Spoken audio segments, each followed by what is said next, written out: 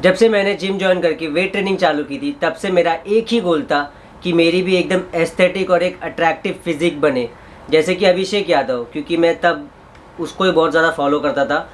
But फिर मेरे को धीरे धीरे समझ में आ गया वैसी तो नहीं बनने वाली, क्योंकि वो ऑब्वियसली स्टेरॉइड्स लेता है, बट एक लेवल तक मैं बना सकता हूँ और मैंने बनाई भी। एंड आई एम श्योर बहुत सारे लोगों को वैसी फिजिक बनानी है, इसीलिए आज हम इस वीडियो में बात करेंगे everything you need to know to make that aesthetic physique. अगर सिंपल वर्ड्स में बोला जाए तो एक एस्थेटिक फिजिक के लिए हमें एक अच्छा खासा अमाउंट में मसल मास चाहिए और अपनी बॉडी में लो बॉडी फैट चाहिए, बस। अब इन दोनों ही चीज़ों को अचीव करने के लिए हमें करना होगा वेट ट्रेनिंग और अच्छी खासी डाइट। सबसे पहले बात करते हैं इजी चीज़ों की, जैसे हो गया हमारा वेट ट्रेनिंग। वेट ट्रेनिंग इस चीज़ में सबसे इजी क्यों मैंने बोला, क्योंकि डाइट बहुत ही हार्ड होती है कंपैरेटिवली वर्कआउट के, क्योंकि वर्कआउट तो हमें सिर्फ 2 घंटा करना होता है, डाइट हमें throughout the day, throughout the year, throughout the week करनी होती है कंसिस्टेंटली। वेट ट्रेनिंग में आपको एक ऐसा ट्रेनिंग प्रोटोकॉल या ऐसा ट्रेनिंग स्टाइल चूज़ करना होगा जिसमें आप अपने हर बॉडी पार्ट को हफ्ते में 2 बार ट्रेन कर पाएँ, क्योंकि हम एक नेचुरल लिफ्टर है, हमने स्टेरॉइड्स नहीं लिया है, और किसी भी नेचुरल लिफ्टर को अपनी फिजिक ग्रो करने के लिए, उसमें मसल मास पुट ऑन करने के लिए अपने हर बॉडी पार्ट को 2 बार ट्रेन करना ही पड़ता है।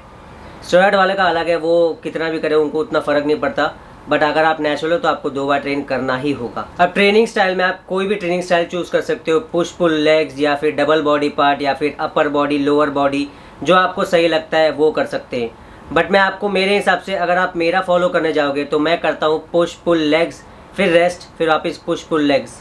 मैं अपना पूरा ट्रेनिंग स्टाइल यहाँ पे डाल दे रहा हूँ, पूरा ट्रेनिंग रूटीन, जो आपको अगर स्क्रीनशॉट करना है तो स्क्रीनशॉट कर सकते हो, लिख के रखना है तो लिख के रख सकते हो, अगर आपके पास ट्रेनिंग स्टाइल नहीं है तो। Let me tell you, not every day is gonna be same.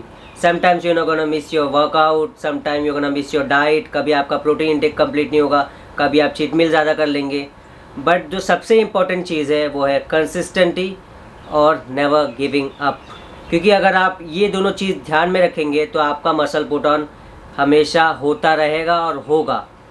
मैंने देखा है बहुत सारे लोग बीच में ही गिव अप कर देते हैं, या तो वो कंसिस्टेंट नहीं रहते, क्योंकि एक दिन चीट मील कर लिया तो पूरा हफ्ता चीट मील करते रहेंगे, फिर ऐसी बॉडी कभी नहीं बनती।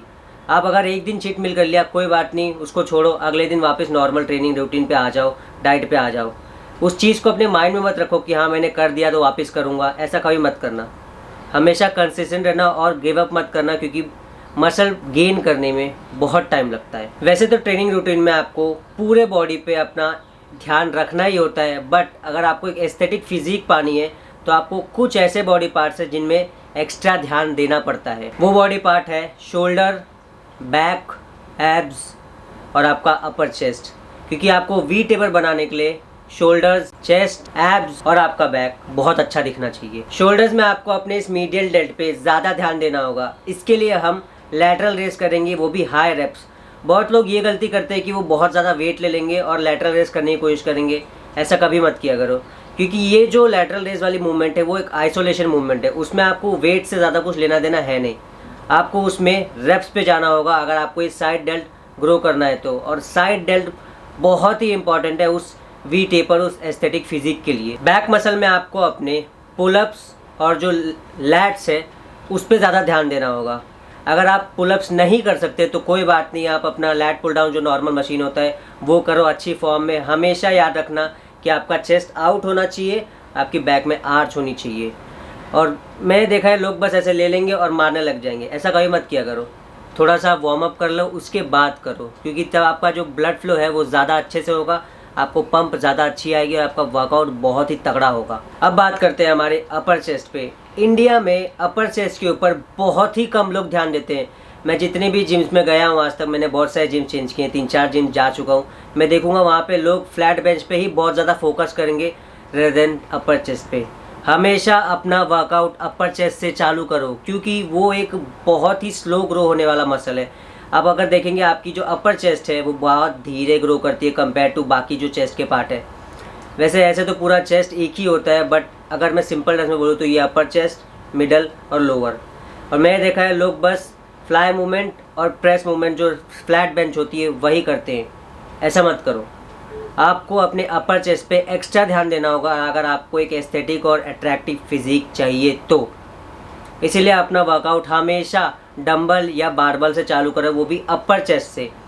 और मैं ये नहीं बोल रहा कि बहुत ज़्यादा आपको अपने बेंच को इंक्लाइन रखा है ना, आपको नॉर्मल रखना है 45 डिग्री तक, जिससे आपको जो अच्छा खासा जो पंप है वो खाली और सिर्फ यहाँ पे अपर चेस्ट पे आए, रेदर देन शोल्डर्स या फिर नीचे लोअर चेस्ट पे। एब्स के लिए आपको अपनी डाइट पे ज़्यादा फोकस करना होगा कंपेयर टू वर्कआउट। मैं देखा है लोग वर्कआउट तो करते हैं पर डाइट पे फोकस नहीं करते और बोलते हैं मेरा एब्स नहीं आ रहा।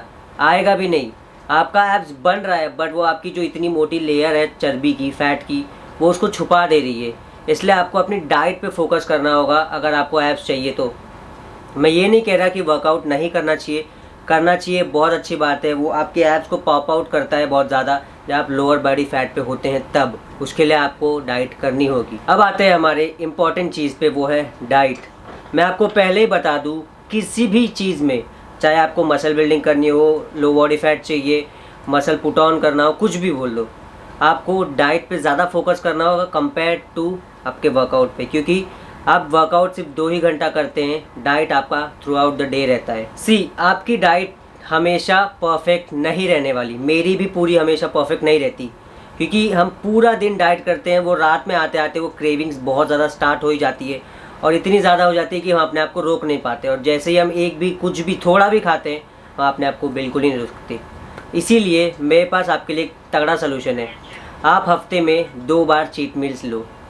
अब आई नो बहुत सारे लोग बोलते हैं एक ही बार लेना चाहिए, बट अगर जो मेरे जैसे लोग हैं जिनको खाना थोड़ा बहुत पसंद है, वो क्या करें। इसीलिए आपको हफ्ते में 3 दिन वर्कआउट करना है, 3 दिन डाइट करना है और एक आगे वाले दिन आपको चीट मील ले लेनी है। बट मैं पूरा दिन नहीं बोल रहा हूँ, चीट मील, चीट डे नहीं, चीट मील। चीट मील लेने से क्या होगा, आपका मेटाबॉलिज्म फास्ट रहेगा और आपका जो क्रेविंग्स है वो भी सेटिस्फाई हो जाए, आपका जो चीटिंग के चांस रहेंगे थ्रू आउट द डे वो थोड़ा कम रहेगा।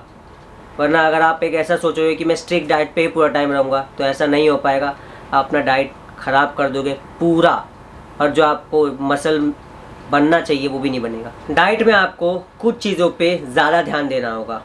सबसे पहला है प्रोटीन। मैं ये नहीं बोल रहा कि आपको अपने बॉडी वेट इंटू 2 पूरा खाना ही है ना, बस अपना प्रोटीन धीरे धीरे करके बढ़ाते जाना। ये मत होने देना कि भाई एक जगह इतना प्रोटीन खा लिया उसके बाद रुक गया है, प्रोटीन खा ही नहीं रहे, ऐसा मत करो। अपना वर्कआउट, प्रोटीन सब आपको बराबर रखना होगा। प्रोग्रेस ऊपर लेके जानी है तो आपको अपना वर्कआउट में प्रोग्रेसिव ओवरलोड करना होगा। अगर आप एक वर्कआउट में एक वेट आराम से मार पा रहे हैं तो उसको बढ़ाओ। उसी तरह जब आप प्रोटीन इंटेक करते हो, आपको लग रहा है कि अब आप बढ़ा सकते हो, खा सकते हो, तो खा लो, रुको मत। सेकेंड चीज़ है प्रोसेस फूड और शुगर इंटेक। इन 2 चीज़ से हमेशा दूर रहना चाहिए, चाहे आप जिम करते हो ना करते हो, फ़र्क नहीं पड़ता। इन दोनों चीज़ों से हमेशा दूर रहो, क्योंकि प्रोसेस फूड में कुछ भी न्यूट्रिशन नहीं होता और उनके बहुत सारी भर भर की कैलोरीज रहती है, और शुगर तो हर किसी को मालूम ही है, जहर ही है साला वो। तो इन दोनों चीज़ों से आपको हमेशा दूर रहना चाहिए, और अगर आप वर्कआउट करें तो और ज़्यादा। Number 3, don't eat too much fat unless and until you are a vegetarian. अब मैं वेजिटेरियन क्यों बोल रहा हूँ, क्योंकि वेजिटेरियन के पास जो प्रोटीन का सोर्स होता है वो मोस्टली ऐसे खानों में आता है जिसमें बहुत सारा फैट होता है, जैसे दूध हो गया, पनीर हो गया, ये सब चीज़ों में फ़ैट ज़्यादा होता है, तो वो फ़ैट खाते हैं, चलता है, क्योंकि वो कार्ब्स से कम कर लेते हैं। बट अगर आप नॉन वेजिटेरियन हो तो आपको फैट्स बहुत ज़्यादा नहीं लेना चाहिए, क्योंकि आप कार्ब्स ले सकते हो। कार्ब्स बहुत ही इंपॉर्टेंट होता है आपकी माइंड के लिए, आपकी बॉडी के लिए, वही आपको एनर्जी देता है पूरे दिन में। अगर आपको कोई बोलता है कि कार्ब्स आपको नहीं खाने चाहिए तो वो गलत बोल रहा है। एंड लास्ट में मैं यही बोलना चाहता हूँ कि आप कितनी वीडियोज़ देख लो मेरे जैसी दूसरों की, आपको रिजल्ट नहीं मिलेगा जब तक आप अपने आप खुद से कुछ नहीं करना चाहते। आपने वीडियोस देख लिया, आपने नोट्स बना लिए, सब कर लिया, बट आप इन दी एंड कुछ कर नहीं रहे हो, बस जिम में जा रहे हो, टाइम पास कर रहे हो, दोस्तों के साथ बाहर का मोमोज खा ले रहे हो, ये सबसे नहीं बनने वाली। दिमाग में डालो, अगर बनाना है तो रोज़ सुबह उठो, अपने आप को बोलो आज पूरा दिन अच्छे से जाना ही चाहिए, जाएगा। अपनी थिंकिंग चेंज करोगे, सब पॉसिबल है। तो यही था आज का पूरा वीडियो। मैं होप करता हूँ आपको पसंद आया होगा। अगर पसंद आया है तो चैनल को सब्सक्राइब कर दो, वीडियो लाइक कर दो, अपने दोस्त के साथ शेयर कर दो जो अभी अभी जिम जाना चालू किया, उसको एक एस्थेटिक फिजिक बनानी है। एंड आपको अगर कोई भी और चीज़ में डाउट है, डाइट से रिलेटेड कोई भी चीज़ में, तो ये मेरा इंस्टाग्राम आ रहा होगा बाजू में, यहाँ पे आप मुझे DM कर सकते हैं। मैं आपको 101% रिप्लाई दूंगा ही दूंगा।